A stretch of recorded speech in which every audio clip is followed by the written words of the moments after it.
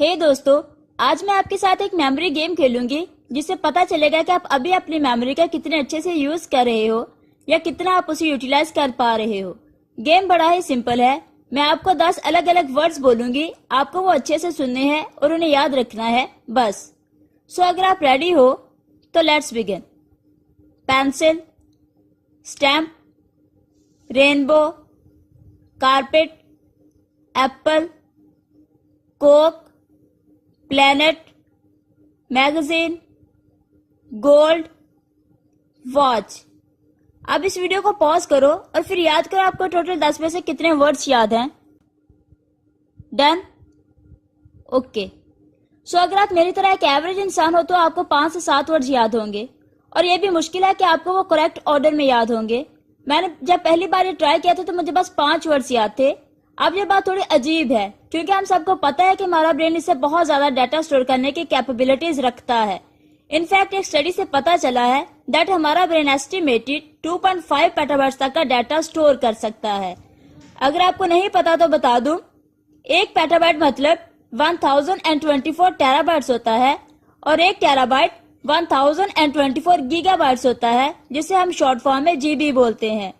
2.5 petabytes कितना ज्यादा होता है ये और क्लियरली समझने के लिए बताऊं तो, अगर आप इतने डाटा के एक वीडियो जो टीवी क्वालिटी का होगा उसे देखना चालू करोगे और कॉन्टिन्यूसली उसे देखते ही रहोगे तो भी आपको वो वीडियो पूरा देखने में 300 साल लग जाएंगे। इतनी ज्यादा कैपेबिलिटीज हमारा ब्रेन रखता है। बट फिर ऐसा क्यों होता है कि जब हमें 10-20 अलग अलग वर्ड्स दिए जाते हैं या नंबर्स या पैराग्राफ्स तो वो हमें इजिली याद नहीं रह पाते, या याद हो भी जाते हैं तो उसे हम बहुत जल्दी भूल भी जाते हैं। इसका रीजन ये भी है कि मोस्टली हमारा चीजों को याद करने का तरीका और टेक्निक सही नहीं होती। ज्यादातर लोग चीजों को रट्टा मार के या बार बार पढ़ के याद करने की कोशिश करते हैं, लेकिन रियलिटी तो ये है कि हमारा ब्रेन इन तरीकों से चीजों को याद रखने के लिए बना ही नहीं है, और ना ही ऐसे वो किसी भी मेमोरी को ज्यादा टाइम तक स्टोर रख पाता है।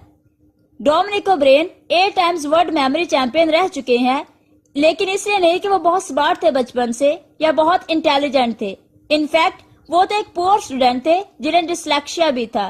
फिर भी वो मेमोरी चैंपियन बने क्योंकि उन्हें अपने ब्रेन को चीजें सिखाने और याद रखाने के प्रॉपर प्रिंसिपल्स और टेक्निक्स पता थे। अभी मैं आपको उनमें से कुछ प्रिंसिपल्स बताऊंगी जिसकी हेल्प से आप भी डोमिनिक या किसी भी दूसरे मेमोरी चैंपियन की तरह चीजें इजीली याद रख सकोगे। Principle number 1, imagination. William James ने अपनी बुक में बताया है कि इमेजिनेशन और मेमोरी के एक दूसरे से स्ट्रॉन्गली कनेक्टेड है। एग्जाम्पल, अगर मैं आपको बोलूं कि आप अपनी लाइफ की कोई भी पुरानी अच्छी बात मुझसे शेयर करो तो आप वो मुझे बताने के लिए पहले उस एक्सपीरियंस को दिमाग में इमेजिन करना स्टार्ट करोगे और फिर मुझे वो इजीली बता दोगे अगर आप वो इजीली इमेजिन कर पा रहे होंगे तो। अलग वर्ड्स में कहूं तो आप जो चीज अच्छे से इमेजिन कर सकते हो आप वो चीज इजीली याद भी रख सकते हो। जब मैंने आपको वो 10 वर्ड्स बोले तब मेरी तरह ज्यादातर लोगों को वो सारे वर्ड्स याद नहीं हुए होंगे, और अगर कुछ लोगों को याद हो भी गए होंगे तो वो ज्यादा टाइम तक दिमाग में नहीं रह पाएंगे क्योंकि उन वर्ड्स के साथ हमने ज्यादा इमेजिनेशन नहीं जोड़ी होगी। मतलब जब मैंने ये वर्ड बोला एप्पल, तब अगर आप इमेजिन करके विजुअलाइज करते एक लाल कलर का बड़ा सा एप्पल जिसे आपने अपने हाथ में पकड़ा है, जिसे खाने के बाद आपको उसका टेस्ट बहुत मीठा लगा और उसकी खुशबू भी बहुत अच्छी थी, तो ऐसे इमेजिन करने से आपको ज्यादा चांसेस हो जाते कि आपको एप्पल ये वर्ड बहुत अच्छे से दिमाग में बैठ जाता। अभी अगर आपने नोटिस किया हो तो मैंने एप्पल को इमेजिन करने के लिए अलग अलग ह्यूमन सेंसेस को पिक्चर में लाया, जैसे कि वो कैसा दिख रहा था, उसकी स्मेल, उसका टेस्ट एक्सेट्रा।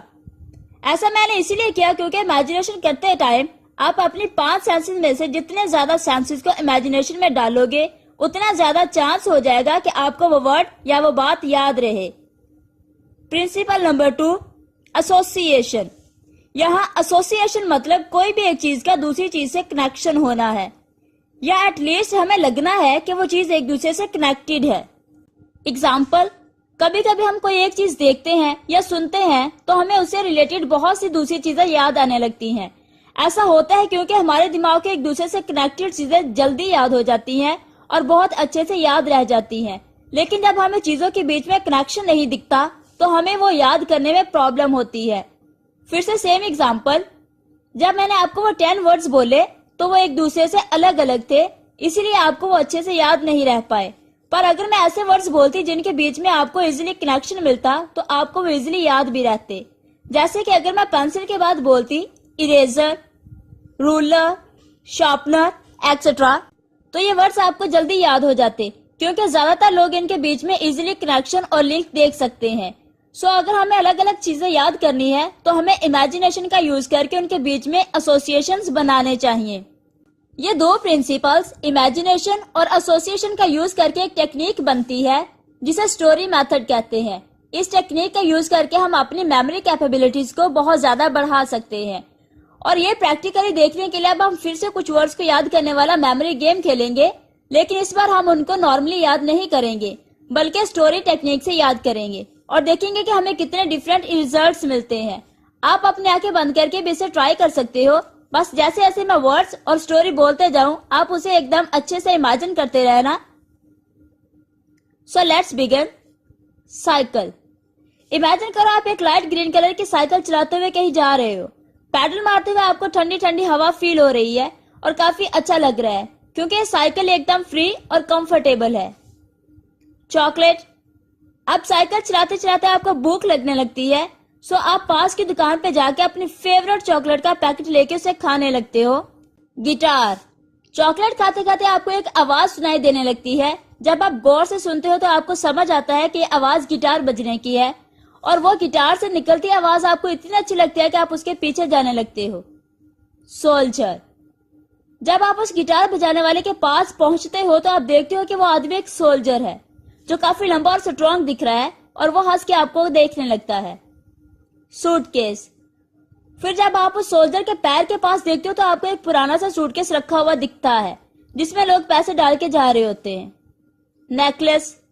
तब एक औरत वहां आती है, उसे सोल्जर का टैलेंट इतना पसंद आता है कि वो अपना चमकता हुआ नेकलेस जिसमें एक डायमंड लगा होता है उसे निकाल के सूटकेस में डाल देती है। फुटबॉल। जैसे ही वो नेकलेस डाल के जाने लगती है उसे जोर से आके एक फुटबॉल लगता है। किड्स। फिर जब आप देखते हो कि फुटबॉल कहां से आया तो आपको पास में कुछ किड्स दिखते हैं जो अलग अलग गेम खेल रहे होते हैं। आपको समझ आ जाता है कि वो बॉल वहीं से आया होगा। मास्क। फिर जब आप सब बच्चों को अच्छे से देखने लगते हो तो आपको उनमें से एक बच्चा बहुत अलग दिखता है। अब वो अलग दिखता है क्योंकि उसने अपने चेहरे पे एक व्हाइट कलर का मास्क पहना होता है। ये मास्क आपको अच्छा लगता है देखने में, सो आप उस बच्चे के पास जाने लगते हो। रोज। उस व्हाइट कलर के मास्क पे आपको रेड कलर का कुछ दिखने लगता है। फिर जैसे जैसे आप बच्चे के पास जाने लगते हो आपको रोज की खुशबू आने लगती है क्योंकि उस बच्चे के मास्क पे एक रेड कलर का रोज लगा होता है। स्टेपलर। जब आप उस बच्चे के एकदम पास पहुंच जाते हो तो आप देखते हो कि उस बच्चे ने रोज को बहुत सारे स्टेपलर पिन मार के मास्क से चिपकाया होता है। रोड। फिर वो बच्चा मस्ती करते हुए भागने लगता है और एक गाड़ियों से भरे रोड की तरफ जाने लगता है। टोमेटो। भागते हुए अचानक उसका पैर एक टोमेटो पे आ जाता है जिसकी वजह से वो स्लिप होकर गिर जाता है। रॉकेट। गिरने के बाद जब वो आसमान में देखता है तो उसे एक जलता हुआ बड़ा सा रॉकेट ऊपर जाता हुआ दिखता है। दिवाली। फिर वो रॉकेट जोर से आवाज के साथ फूटता है और आसमान में अलग अलग कलर्स के साथ हैप्पी दिवाली लिख के बन जाता है। दी एंड। अब वापस वीडियो को पॉज करो और देखो आपको टोटल कितने वर्ड्स याद है। अब सारे वर्ड्स प्रॉपर्ली बताने के लिए आपको पूरी कहानी स्टार्टिंग से रिक्रिएट करनी होगी दिमाग में। इस बार मैंने आपको 10 नहीं बल्कि 14 वर्ड्स बोले और अगर आपने अच्छे से स्टोरी को इमेजिन किया होगा तो आपको 10 से लेकर पूरे 14 वर्ड्स याद हो गए होंगे और वो भी करेक्ट ऑर्डर में। नीचे कमेंट करके अपने दोनों टाइम के स्कोर मुझे बताएं।